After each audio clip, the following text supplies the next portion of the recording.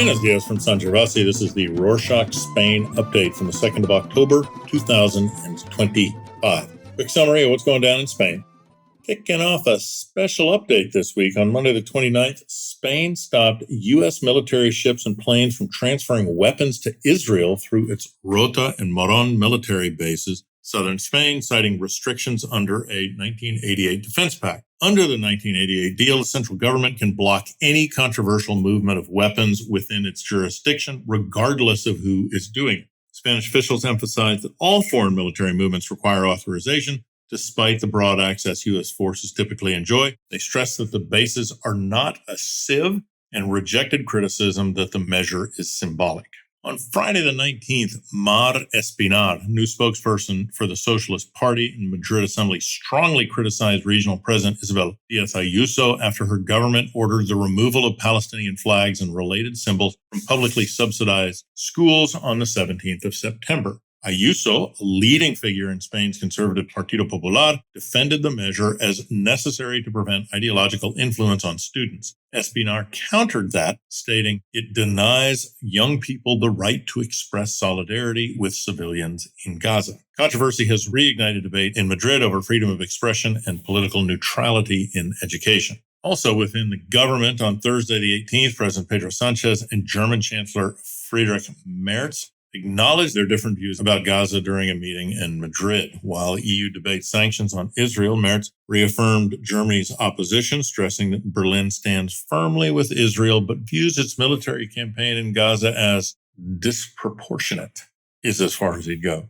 Sanchez, whose government recognized Palestine in 2024, has been one of Israel's harshest European critics, labeling its actions as genocide, pushing for bans on Israeli athletes. Despite disagreements, both leaders agreed that criticism of Israel's government should not fuel anti-Semitism. Related news, on Wednesday the 24th, King Felipe of Spain also delivered a forceful speech to the UN General Assembly urging Israel to stop the massacre in Gaza, condemning abhorrent acts such as bombings of hospitals, schools, and shelters, calling for humanitarian aid access, a ceasefire, and renewed commitment to a two-state solution. Looking towards the economic sector, according to the National Statistics Institute, or INE, the economy grew by almost 1% in the second quarter of 2025, with annual GDP growth at just under 3%, outperforming Italy, which declined in GDP figures by 0.1% across the same quarter. In fact, across the Eurozone in general, including Austria, Belgium, Portugal, Spain far surpassed the minimum average GDP growth of 0.1% in the same quarter. So,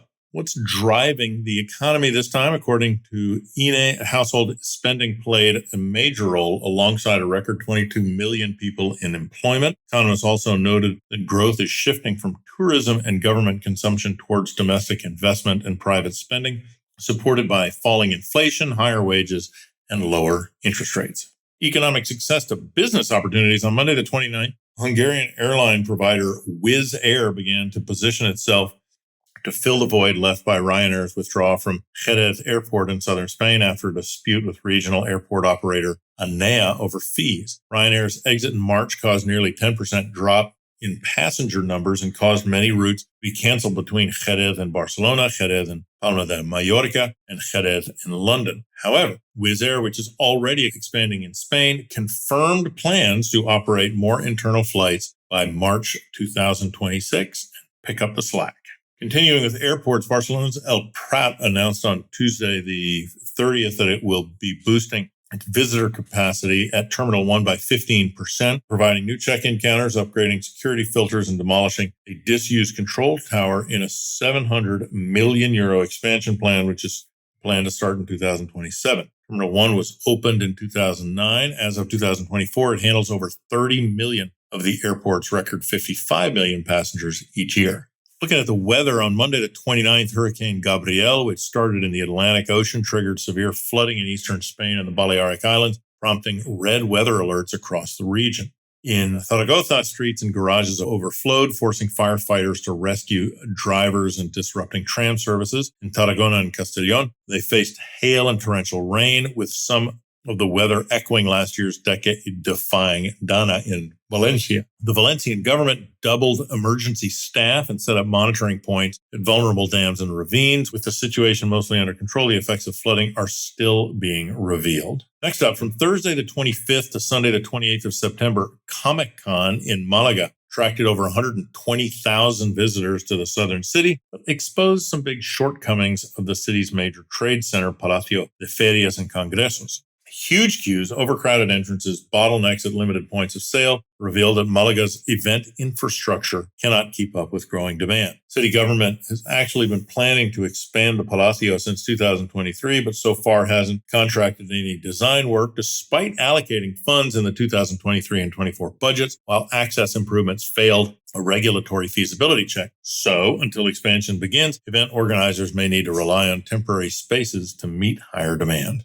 A viral video circulating on social media this week alleges that Spain's 2023 amnesty law was originally condemned by 16 European countries in the European Union back in 2023. On Monday the 29th, Spain's foreign ministry and the EU Council debunked the resurfaced story as false. Amnesty law was designed to ease political tensions, but has been controversial since its adoption as it pardoned Catalan independence leaders of any wrongdoing. The second falsehood also gained traction online, that the European Commission had labeled Spain's Attorney General appointment system a democratic anomaly, as Spain's Attorney General was appointed by the government rather than elected independently. However, in reality, that phrase originated with one of Spain's opposition parties, Partido Popular or PP. EU officials emphasized that the Commission's role was simply to recommend measures to strengthen the office's independence, not to criticize or condemn the system. Speaking of draft laws, on Tuesday the 30th, the government proposed a bill to criminalize gender-based violence, targeting abusers who harm the loved ones of victims, such as children or parents. The bill is still subject to consultation and parliamentary approval, but if passed, would treat acts of abuse as separate offenses carrying up to 3 years in prison per offense. It also introduces penalties for publishing materials linked to perpetrators following outrage over the release of a book about José Breton, a man who murdered his 2 children. After critics argued it glorified his crimes, the distribution of the book was canceled. Meanwhile, on Friday the 26th, Spain's state financial regulator approved banking giants BBVA's higher offer to buy Banco Sabadell. Under the new terms, investors get 1 BBVA share for every 4.8 Sabadell shares, valuing Sabadell stock at roughly 3.4 euros per share, best stock price in over 10 years. Since talks began in April 2024, the offer from BBVA has risen by 60%, now worth nearly 20 billion euros. However, Sabadell's board still argues the price is too low and will likely recommend rejecting it, like it has done with multiple offers before. Even if shareholders accept, the government requires a 3-year wait before the 2 banks can fully merge operations. Turning to the silver screen, on Wednesday the 17th, the Spanish Cinema Academy selected Sirat, a movie directed by Oliver Lux, a French-Spanish screenwriter, to represent Spain at the Oscars in March 2026. As a Catalan-French co-production, it premiered at the Cannes Film Festival in May in southern France, where it won the jury prize and marked the first time a Catalan film competed for the Palme d'Or, the festival's ultimate prize. The film follows the search of a father and son for his daughter at a rave in Morocco's mountains. While the Oscars are just under 6 months away, selections are early, so the Academy has time to make its decisions. In the world of supermarkets, on Wednesday the 1st, Lidl inaugurated its largest logistics hub in Spain, a €140 million facility in Martorell, Catalonia. New hub will be its largest distributor in Spain to date, and it is equipped with solar panels that cover 30% of its energy needs, a recycling center, and charging stations for electric vehicles. More importantly, for the local area, the hub has created 200 direct jobs, set to rise up to 400 as operations expand. Ever heard of a scam on the well-known pilgrimage walk Camino de Santiago? Well, on Tuesday the 30th, Spanish police arrested 3 men who said they were Camino pilgrims. However, they allegedly piloted a semi-submersible vessel, nearly 4 tons of cocaine, from South America to Galicia in the northwest. The arrests formed a part of a larger operation targeting 14 suspects Coordinated with U.S. Drug Enforcement Administration, DEA, investigators had tracked the Galician gang posing as a nautical equipment company. On the 13th of September, officers intercepted high-powered boat uploading cocaine into trailers. The chase caused one trailer to overturn, spilling around a ton of cocaine while police recovered the rest on a beach. From crime to housing, on Tuesday the 30th, news outlet 20 Minutos published an article on buying a home in Spain in 2025. It's not looking so good. According to the Real Estate Market Trends Report, in 2025, buying a home requires 7.5 years full salary, over 1 year more than a decade ago. In 2015, the effort stood at 6.5 years, with steady price increases accelerated during the pandemic have widened the gap between wages and housing costs. Since 2015, average home prices have risen just over 43%, with the cost per square meter jumping from about 1,500 euros to over 2,000. Analysts expect prices to continue rising, forecasting even higher increases by the end of 2025, driven by strong demand and limited housing supply. Entering fall, but we've already got news on the 2026 summer. On Thursday, the 25th, Primavera Sound Barcelona unveils its 2026 lineup, promising one of the festival's biggest editions yet. Running between the 4th and 6th of June in 2026 at Parc del Forum, The Cure, Doja Cat, The XX, and Gorillaz will headline the event. Other major acts include Massive Attack, Addison Rae, My Bloody Valentine, and the very cool but somewhat controversial Irish hip-hop band Kneecap made headlines earlier this year with their open support of Palestine and persecution by the British government. In 2025, Primavera drew nearly 300,000 attendees and generated more than 300 million euros for Barcelona. Tickets are already on sale now. For all you early birds out there, a link in the show notes. Back in April, we reported on the upcoming TV show Eva Longoria, Searching for Spain, that premiered on CNN. A few months in, it's here, and for those looking to know more about the diverse regions across the peninsula,